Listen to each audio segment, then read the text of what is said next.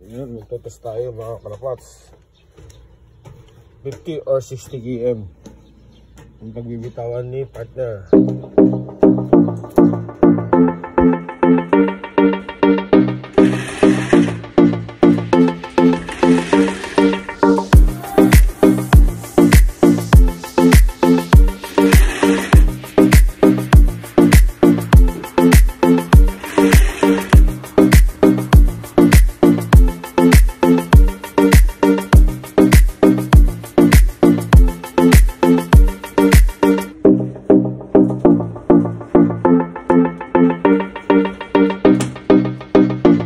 Nagabang na tayo ng mga ibon natin mga kalapats. So nagbitaw si partner ng 10-15. Inuna yung mga hen mga kalapats. Tapos sunod na po yung cock ng 10-20 mga kalapats. So waiting na tayo. So may isang oras na. Isang oras na mga kalapats. So wala pang mga ibon natin. Wala pa tayong nasisilayan. Yan. So naka-ready na po yung motivation natin mga kalapats sa mga ibon natin. Ayan o. So meron na silang nakabang na patuka. Ayan mga kalapats. So abang-abang na tayo. Let's go. Kung meron bang darating or wala mga kalapats. So first toss natin sa mga team kalapats natin mga kalapats. Ayan. So wala pa. So abang-abang tayo. Dito po yung pinag-releasean mga kalapats. So dyan o. Sa south, sa Tunan, bali 54 km mga kalapats hanggang dito sa Lopco air distance. Yan, sana may makauwi. So first meron yan mga kalapats. Yan na tayo, abang-abang sa mga ibon natin. So 1 hour na. So comment below kung anong speed po yung mga ibon ko. So nag-release po ni partner ng 10-15 mga kalapats. So ayan, sasabihin ko anong oras po darating mga ibon natin para gusto ko rin malaman kung ano yung mga rules nyo dyan sa Pilipinas about sa speed ng ibon.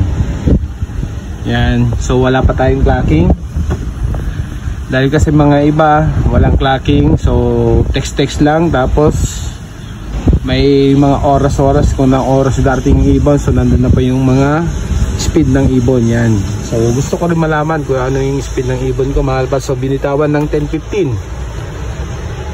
So ano na ngayon, mag isang oras na po mga kalapats. So sakto lang po yun sa mga 54 km. So yung mga ibon ko first toss pa lang. So mga siguro mga 1 kalating oras po yan. Yan mga kalapats, kasi di pa nila kabisado yung lugar po doon na pauwi dito sa kanilang loop mga kalapats. So ayan, so abang-abang na tayo. So malapit na mga yan kasi nauna po yung mga hen natin. So 6 po yung hen natin mga kalapats. Tapos yung cock natin is 10 birds po mga kalapats. So huli pa yung mga cock natin na binitawan. 10-20 po yung binitawan yung mga ibon natin na cock mga kalapats. So ayan, antay-antay na tayo. So mainit ang panahon, grabe mga kalapats. Ayan, no? So dito na tayo, nag-aantay na tayo dito sa taas sa ating waiting area. Ayan, nadalaw pa yung upon natin. Dito ako lagi nag-ano mga kalapats. Ayan, so nandito pa ako. Ayan, abang-abang na tayo.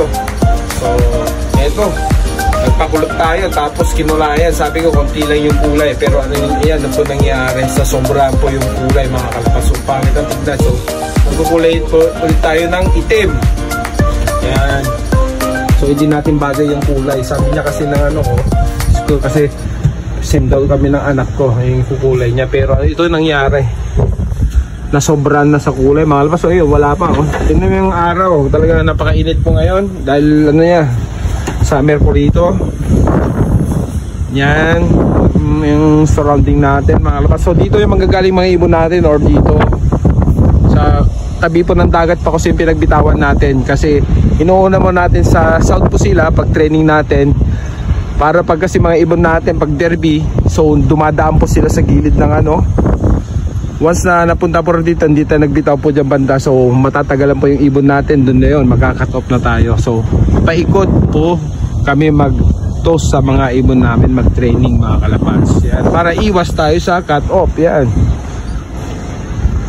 para makabisado na yung ano, mga daanan ng mga ibon. Kasi mga ibon natin hindi na yung isa na yung dinadaanan, marami yan kasi mapapalayo, minsan napapalayo sila.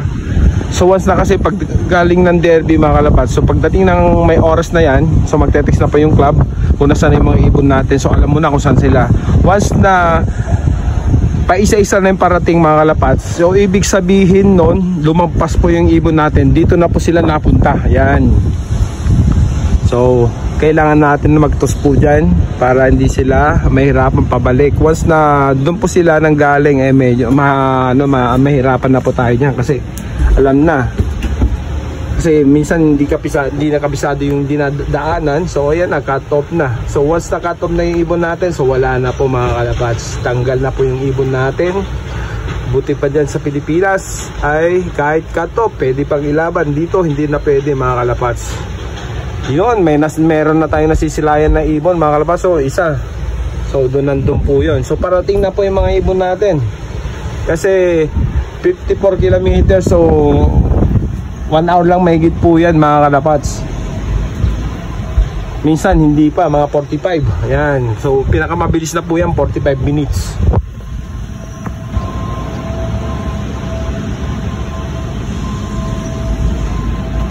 So wala pa mga ibon natin, antabay lang tayo mga kalapats. So mamaya siguro kung may makapag-live ako, so magla-live tayo. And comment lang po yung mga speed ng ibon ko. So nag-release tayo ng 10:15. Tapos sabihin ko ng oras kung ang darating mga ibon natin, ano oras sila, para malaman ko rin kung ano yung mga rules nyo dyan sa Pilipinas about sa speed mga kalapats. Kasi may mga oras-oras po yan. Yan. So ayan. So hanggang dito lang muna tayo mga kalapats. So nag-ano lang ako ng video para pagdating na mag-live tayo pag meron na tayong masilayan na ibon natin na parating. Yan, okay. Hanggang dito na lang mga kalapats. Bye bye. Meron na tayong isang ibon mga kalapats. Ayan yung brown. Yan si Louis Vuitton mga kalapats. First drop natin sa 54 kilometers sa tunan. Pasok, pasok, pasok. Pasok. Pasok. Pasok. Yan, ang first drop natin, si Louis Vuitton line mga kalapats. Yan yung brown natin. So, ayos. Ayos, ayos. Ayan na mga kalapats. Hingal-hingal ka siya. Yan. So, di ko na alam kung anong oras. So, tingnan ko mga kalapats. Tapos, ano ko na lang. Okay, ito na. So kumakain na. So ayan yan, hindi na walang kahirap-hirap mga kalapats. Yan, galing naman ni Louis Vuitton. Yan mga kalapats. Okay, ito na mga kalapats. Yung mga ano natin, mga kak naman.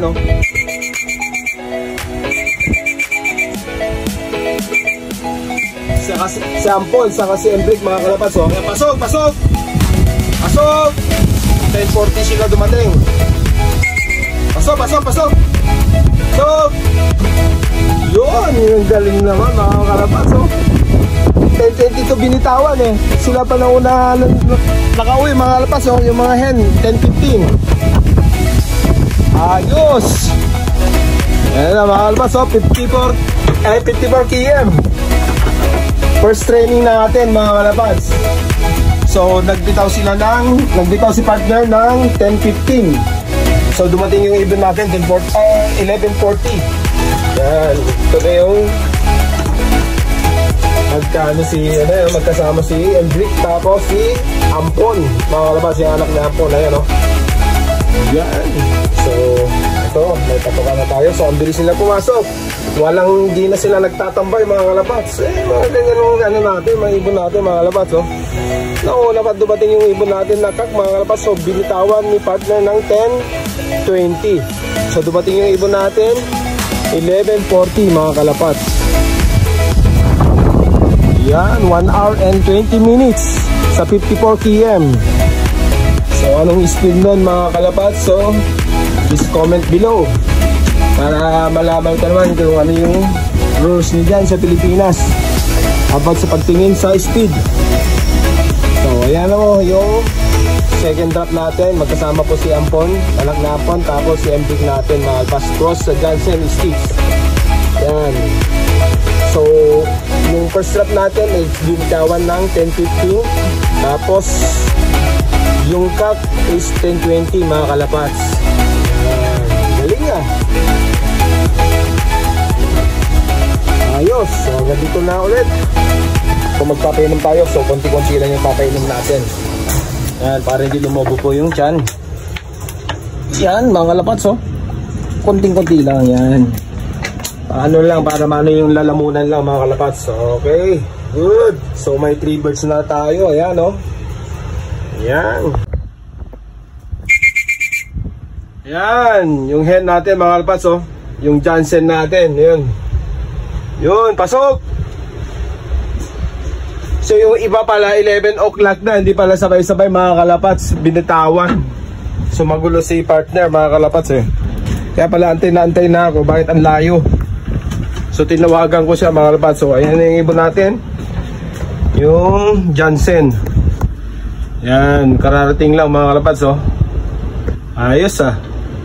Galing ah, mga bata pa to. Mas nauna po yung Embrick mga kalapats, mga siguro to mas ang agwat po nila. So ito 5 months, yung si Embrick 7 months po mga kalapats. So 5 months lang po ito. Yan. Ang galing ah.